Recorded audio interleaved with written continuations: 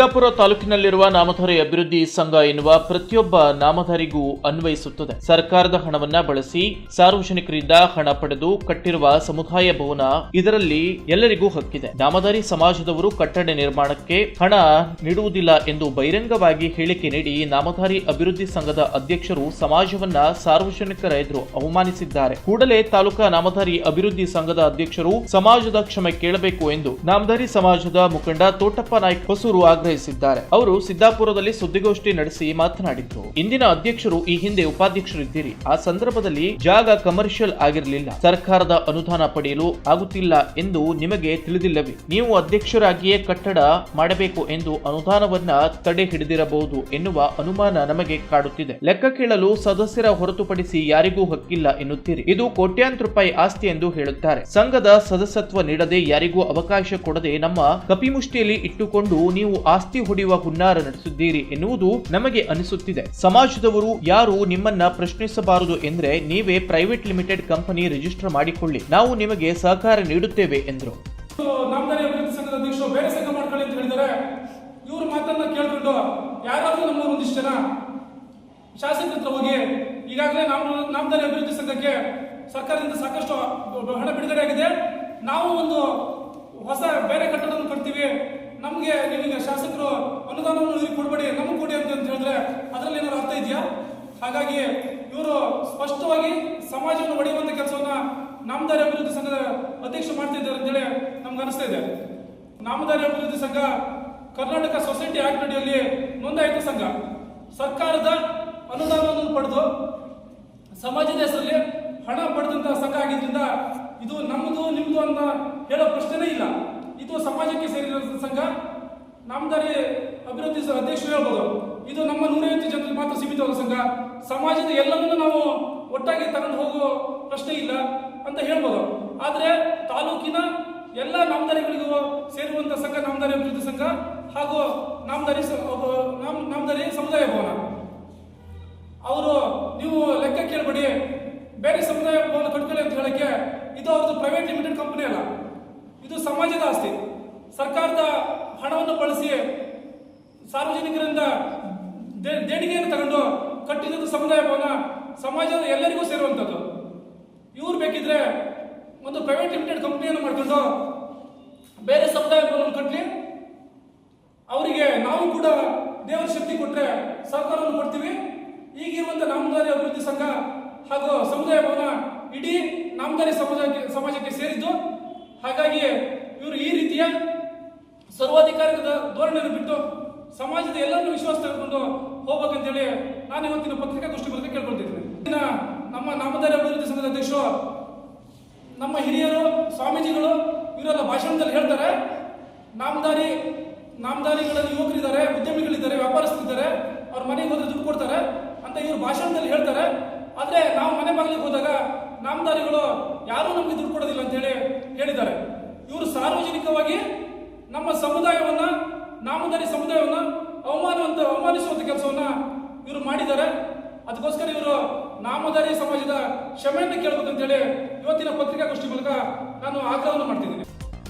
ಇನ್ನೋರ್ವ ಮುಖಂಡ ಎಜಿ ನಾಯ್ಕ್ ಮಾತನಾಡಿ, ಸಮಾಜದಲ್ಲಿ ನಡೆಯುವ ಕ್ರೀಡೆ, ಕಲೆ, ಅಭಿನಂದನಾ ಕಾರ್ಯಕ್ರಮ ಹೀಗೆ ಯಾವುದರಲ್ಲೂ ಕೂಡ ಈಗಿನ ಅಧ್ಯಕ್ಷರ ಕೊಡುಗೆ ಇಲ್ಲ. ಹಣ ಕೊಡುವುದು ಇರಲಿ, ನೊಂದವರಿಗೂ ಸಾಂತ್ವನ ಕೂಡ ಹೇಳಿಲ್ಲ. ನೀವು ಯಾರನ್ನ ವಿಶ್ವಾಸಕ್ಕೆ ಪಡೆದು ಕಟ್ಟಡ ನಿರ್ಮಿಸಲು ಹಣ ಕೇಳಿದ್ದೀರಿ. ಸಂಘದಲ್ಲಿ ಸದಸ್ಯರು ಮಾತ್ರ ಮಾತನಾಡಲು ಅವಕಾಶ ಇದೆ ಎಂದು ನೀವು ಹೇಳಿದ್ರೆ ನಾವು ಹಣ ಕೊಟ್ಟು ಎಲ್ಲರೂ ಸದಸ್ಯರಾಗುತ್ತಿದ್ದೆವು. ನಿಮ್ಮ 150 ಜನರ ಮುಖ ನೋಡಿ ಸರ್ಕಾರ, ದಾನಿಗಳು ಹಣ ನೀಡಿಲ್ಲ, ಸಮಾಜಕ್ಕೆ ಒಳ್ಳೆಯದಾಗಲಿ ಎನ್ನುವ ಮನೋಭಾವನೆಯಿಂದ ಕೊಟ್ಟಿದ್ದಾರೆ ಎಂದರು. ಯಾವುದನ್ನು ಮಾಡಿಲ್ಲ. ಈ ಅಧ್ಯಕ್ಷರ ಆಯ್ಕೆ ಆದ ನಂತರ ಆ ಕಲ್ಯಾಣ ಮಂಟಪ ಜಾಗಕ್ಕೆ ಇವರು, ನಾವು ಕೂಡ ಇದಕ್ಕೆ ಸಹ ಸಮೇತ ಅವರ ಜೊತೆ ಕಾಲಿಟ್ಟಿದ್ದಾರೆ. ಅಲ್ಲಿವರೆಗೆ ಯಾವುದೇ ತರಹದ ನಾಮಧಾರಿ ಕಮಿಟಿಗೆ ಸಹಕಾರವನ್ನು ನೀಡಲಿಲ್ಲ. ಅಲ್ಲಿ ಕಮಿಟಿ ಬದಲಾಗಬೇಕು ಅಂತ ನೀವು ಯಾರು ಹೋರಾಟ ಮಾಡಲಿಲ್ಲ, ಏನೂ ಮಾಡಲಿಲ್ಲ. ಇದು ಎಲ್ಲ ಪತ್ರಿಕೆಯಲ್ಲೂ ಕೂಡ ಇದೆ. ಸಾಹೇಬರು ಏನಿಗೆ ಹಣ ಕೊಡಬೇಕಾದ್ರೂ ಕೂಡ ಇವರು ಯಾವುದೇ ಒಂದು ಮನವಿಯನ್ನ ಕೊಡಲಿಲ್ಲ. ಇವರು ಅಧ್ಯಕ್ಷರಾಗಿ ಕೊಡಬೇಕಾದ್ರೂ ಹೋಗಲಿಲ್ಲ. ನಾವು ಮೊನ್ನೆ ಕೇಳಿದ್ದು ಅಷ್ಟೇ. ಇವರು ಕೂಡ ನಾಮಧಾರಿ ಸಮಿತಿಯವರು 5 ಕೋಟಿ ರೂಪಾಯಿಯನ್ನು ಕಾಗೇರಿ ಸಾಹೇಬ್ರ ಹತ್ರ ಕೇಳಿದ್ರು.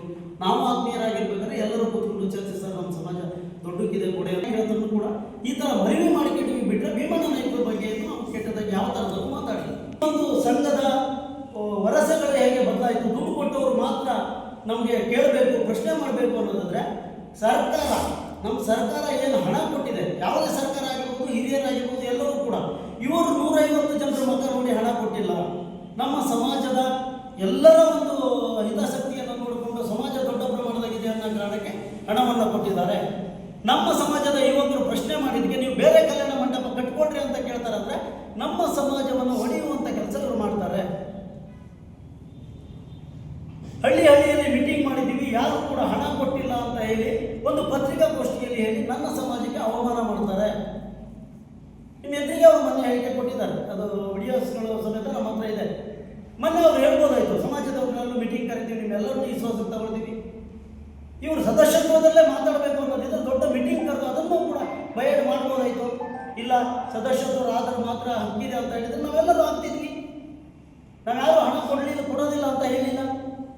ಸಮಾಜದ ಯಾವುದೇ ಒಂದು ಕಾರ್ಯಕ್ರಮ, ಯಾರೇ ಟೂರ್ನಮೆಂಟ್ ಮಾಡಲಿ, ಯಾರೇ ನೌಕರರ ಸಂಸ್ಥರು ಒಂದು ವಿದ್ಯಾರ್ಥಿ ಏನು ಪದ್ಯ ಪುರಸ್ಕಾರ ಮಾಡಲಿ, BSNDPR ಮಾಡಲಿ, ಯಾವುದೇ ನಾಮಧಾರಿ ಸಮಾಜಗಳಿಗೆ ಅನ್ಯಾಯ ಆಗಲಿ, ಯಾರು ಕೂಡ ಆರಾಮ ಇರಲಿ, ಮತ್ತೊಂದಿರಲಿ, ಯಾವುದಕ್ಕೂ ಕೂಡ ಈ ಅಧ್ಯಕ್ಷರು ಭಾಗವಹಿಸೋರಲ್ಲ, ಯಾರಿಗೂ ಕೂಡ ಸಂತಾನ ಹೇಳೋರಲ್ಲ.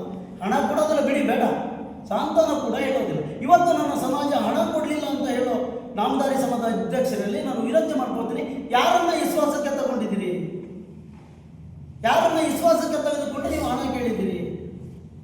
ನಾಮಧಾರಿ ಸಮಾಜದ ಬಗ್ಗೆ ಅವಳಕಾರಿಯನ್ನು ಪೇಪರ್ನಲ್ಲಿ ಸ್ಟೇಟ್ಮೆಂಟ್ ಕೊಡ್ತೀರಿ, ಯಾರು ಕೂಡ ಸ್ಪಂದನೆ ಮಾಡಲಿಲ್ಲ ಅನ್ನೋದಾದರೆ ನೀವು ಯಾವ ಥರ ಮೀಟಿಂಗನ್ನು ಮಾಡಿ 3 ವರ್ಷಕ್ಕೊಂದ್ಸಲ ಅಧ್ಯಕ್ಷ ಕಮಿಟಿ ಮತ್ತು ಅಧ್ಯಕ್ಷ ಚೇಂಜ್ ಆಗಬೇಕು ಅಂತ ಇರೋದ್ರೆ ನೀವು ಯಾಕೆ ಮೀಟಿಂಗನ್ನು ಕರೆದಿಲ್ಲ? ಎಲ್ಲರನ್ನು ಕರೆದು ಹೇಳ್ಬೋದಾಯ್ತು. ನೀವು ಸದಸ್ಯತ್ವ ಆಗ ಮಾತ್ರ ಮಾತಾಡೋದಿದ್ದಂದ್ರೆ ಎಲ್ಲರೂ ಸದಸ್ಯ ಆಗ್ತಿದ್ವಿ.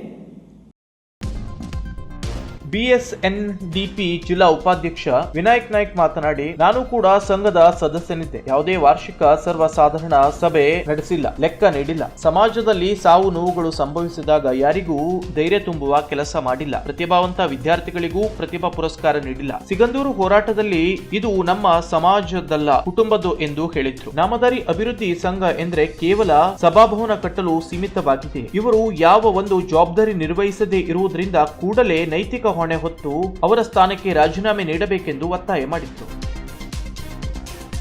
ಸುದ್ದಿಗೋಷ್ಠಿಯಲ್ಲಿ ರಾಷ್ಟ್ರೀಯ ಈಡಿಗ ಮಹಾಮಂಡಳಿಯ ಜಿಲ್ಲಾ ಸದಸ್ಯ ಪಾಂಡುರಂಗ್ ನಾಯ್ಕ್, ನಾಮಧಾರಿ ಅಭಿವೃದ್ಧಿ ಸಂಘದ ಸದಸ್ಯ PT ನಾಯ್ಕ್, ಸಮಾಜದ ಪ್ರಮುಖರಾದ ಕೃಷ್ಣಮೂರ್ತಿ ನಾಯ್ಕ್ ಐಸೂರು, ಸುರೇಶ್ ನಾಯ್ಕ್ ಬಾರ್ಲಿಕೊಪ್ಪ, ಪುನೀತ್ ನಾಯ್ಕ್ ಹೊಸೂರು, ನಿತಿನ್ ನಾಯ್ಕ್, ಸಚಿನ್ ನಾಯ್ಕ್ ಮತ್ತಿತರರು ಉಪಸ್ಥಿತರಿದ್ದರು.